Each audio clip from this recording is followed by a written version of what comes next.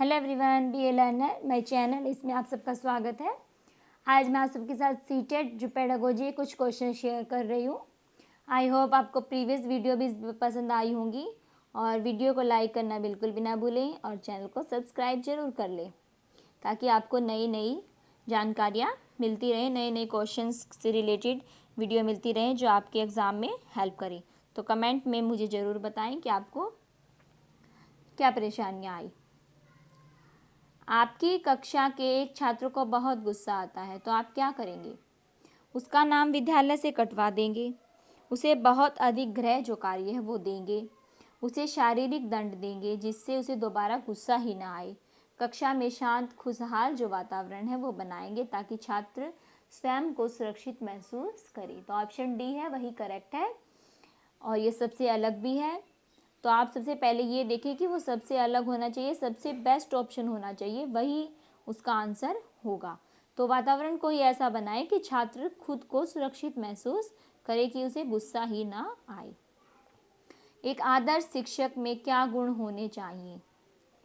कक्षा में जाति सूचक टिप्पणी न करना, कक्षा के जो बालक उनके बीच जातिवाद की भावना पैदा करना और अनुसूचित जाति के बालकों को नीची जाति का समझना, अपनी जो शिक्षण जो विधि उनमें बदलाव ना करना।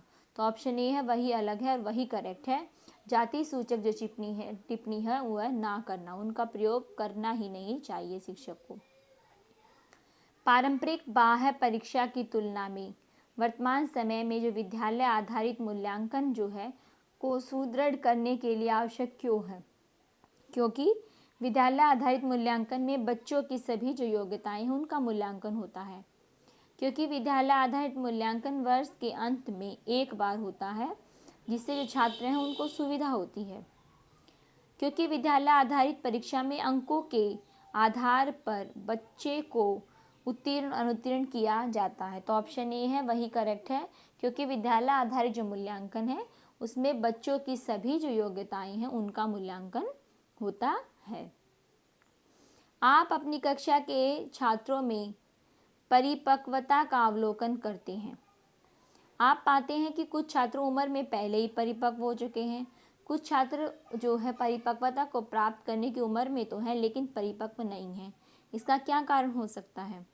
कक्षा में उनका बैठने का क्रम, व्यक्तिगत विभिन्नता, विद्यालय आने व जाने के उनके भिन्न साधन।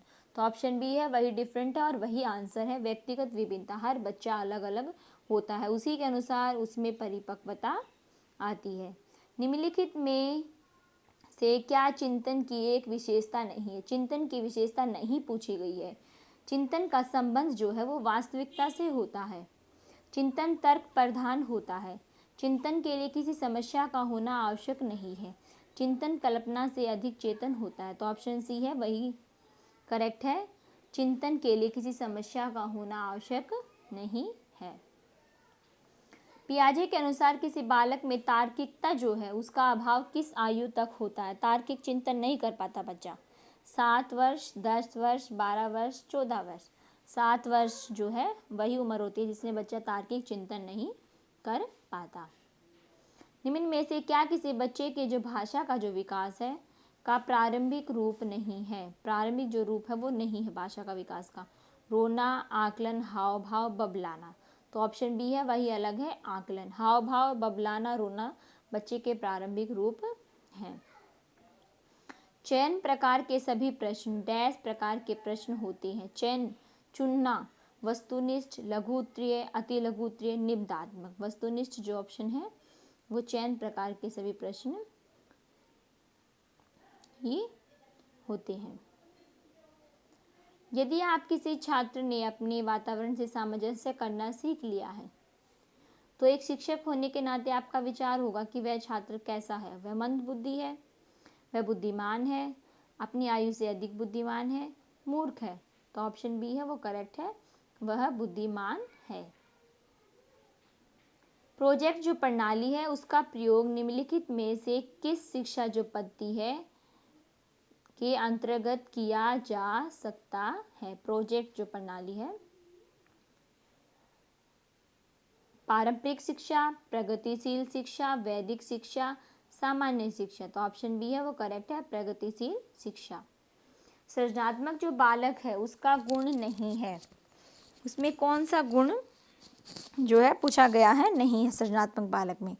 विचारों में स्वतंत्रता, किसी भी घटना को अधिक गंभीरता से न लेना, दमन का अधिक से अधिक प्रयोग, नवीनता तथा जटिलता में अभिरुचि। तो ऑप्शन सी है वो करेक्ट है, दमन का अधिक से अधिक प्रयोग। सृजनशील बालक है वो दमन नहीं करता। बाल केंद्रित शिक्षा का सिद्धांत नहीं है, बाल केंद्रित शिक्षा का सिद्धांत नहीं पूछा गया है। क्रियाशीलता का सिद्धांत, निर्माण का सिद्धांत, रुचि का सिद्धांत, अनिश्चित उद्देश्य का सिद्धांत। तो ऑप्शन डी है वो करेक्ट है, अनिश्चित उद्देश्य का सिद्धांत।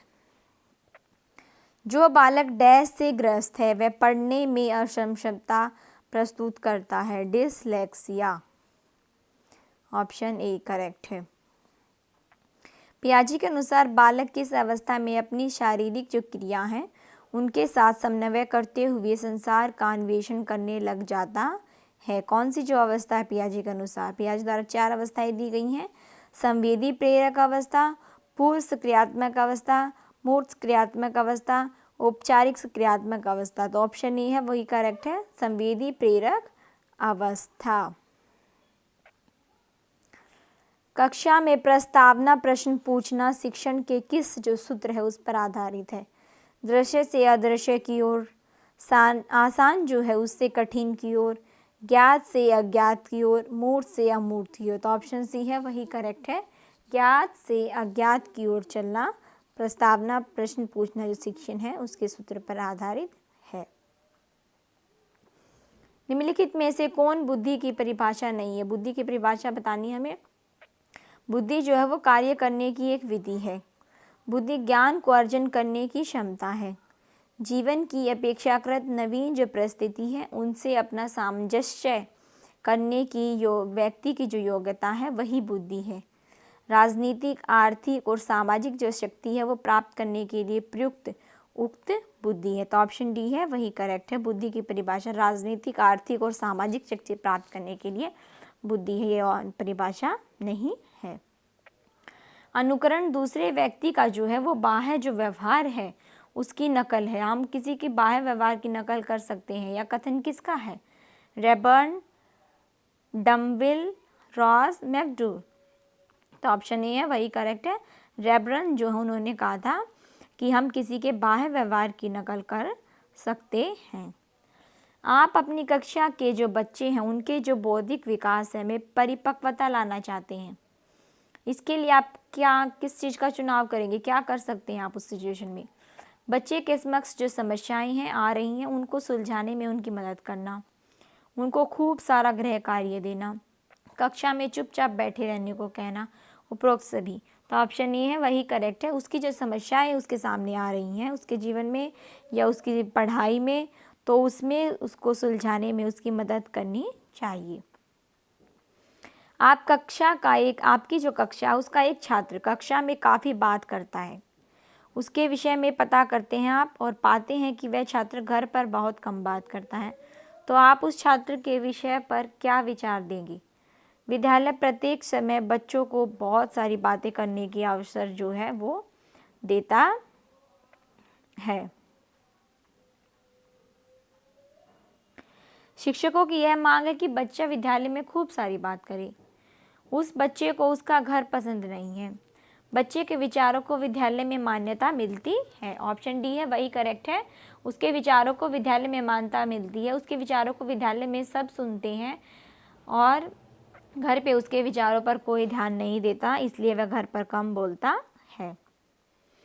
प्राकृतिक जो वातावरण है का प्रभाव अधिगम की दशा को प्रत्यक्ष रूप से प्रभावित करता है से तात्पर्य है जलवायु तथा वायुमंडल जो दशा है उनका योग बालक की बौद्धिक निष्पत्ति तथा सृजनशीलता जो है ऊपर गहरा प्रभाव डालते हैं। अधिक ताप और जो आर्द्रता है वो बालक को मानसिक जो क्षमता है के विकास का घोतक है। जलवायु, वायुमंडल जो दशा है उनके योग का प्रभाव बालकों की मानसिक जो क्षमता है को प्रभावित नहीं करता है। उपरोक्त में से कोई नहीं। तो ऑप्शन ए है वो करेक्ट है। जलवायु और वायुमंडल जो दशा है उनका योग बालक की बौद्धिक निष्पत्ति तथा सृजनशीलता पर गहरा प्रभाव डालते हैं। आप अपनी कक्षा के एक पिछड़े जो छात्र हैं में अधिगम की जो गति है को तीव्र करना चाहते हैं। आप चाहते हैं कि उसका सीखने की गति बढ़ जाए, वह सामान्य छात्रों की श्रेणी में आ सके। इसके लिए आप क्या उपाय अपनाएंगे? उत्तम जो शिक्षण जो विधि है उनका प्रयोग करते हुए उसे सही दिशा की ओर प्रेरित करेंगे। उसके अभिभावक और उसके माता पिता से शिकायत करेंगे। उसे पूरी जो कक्षा है उसके सामने दंडित करेंगे। उपरोक्त सभी, तो ऑप्शन ए है वही अलग है और वही करेक्ट है कि जो शिक्षण जो विधि है, उत्तम शिक्षण विधि, अच्छी से अच्छी शिक्षण विधि का प्रयोग करना चाहिए और उसे सही दिशा की ओर प्रेरित करना चाहिए। किसी बालक में जो है संवेग आवश्यक है। संवेग, क्योंकि संवेग बालक की संवेगात्मक जो अनुक्रिया है, बालक की उद्दीप्त अवस्था है जो किसी उद्दीपक के संदर्भ में अनुक्रिया द्वारा व्यक्त की जाती हैं। बालक द्वारा किसी विशेष जो दशा में किया गया प्रत्युत्तर है। तो संवेग है आवश्यक क्योंकि वह किसी विशेष दशा में उसने प्रत्युत्तर किया है। एक अध्यापक को अपनी शैक्षिक जो क्रिया है उनके अभियोजन के समय जातीय भेदभाव के संदर्भ में अपनी शिक्षण जो प्रक्रिया में क्या अपनाना चाहिए? कठोरता अपनानी चाहिए। लचीला, न कठोरता न लचीलापन, कठोरता व लचीलापन दोनों। तो ऑप्शन बी है वो करेक्ट है, लचीलापन अपनाना चाहिए। आपकी कक्षा में कुछ बच्चे शारीरिक रूप से निशक्त हैं, कुछ बच्चे मानसिक रूप से, बाकी बच्चे जो हैं वो सामान्य हैं। तो कक्षा में जो उनको बैठाने की कौन सी व्यवस्था सबसे उपयुक्त होगी? बच्चे को कक्षा में कहीं भी बैठने की सुविधा प्रदान की जाए।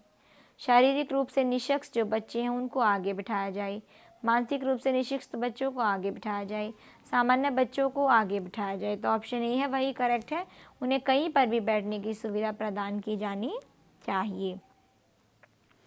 बुद्धि के प्रतिदर्श जो सिद्धांत है का प्रतिपादन निम्नलिखित में से किसने किया था?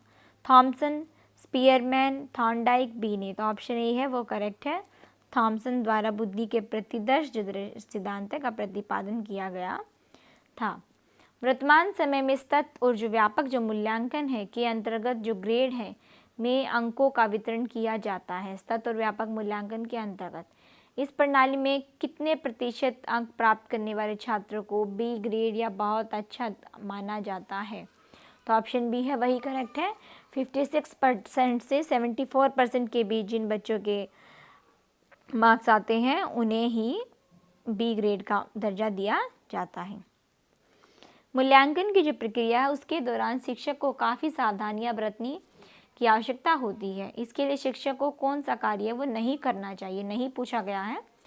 प्रत्येक विद्यार्थी की जो अनुक्रिया है उसके बारे में संवेदनशील होना, बच्चों की प्रगति के बारे में सूचना एकत्रित करना, शिक्षार्थियों को विभिन्न जो विभाग हैं उनमें विभाजित कर उनके बीच जो है तुलना करना, बच्चों की विभिन्न प्रकार की जो सूचना है उनको अभिलेख, वो करेक्ट है, उनको विभिन्न वर्गों में विभाजित कर उनके बीच जो है तुलना करना जो है अध्यापक को नहीं करना चाहिए। आई होप आप सबको वीडियो बहुत ज़्यादा पसंद आई होगी, तो वीडियो को लाइक करना बिल्कुल भी ना भूलें। Thank you.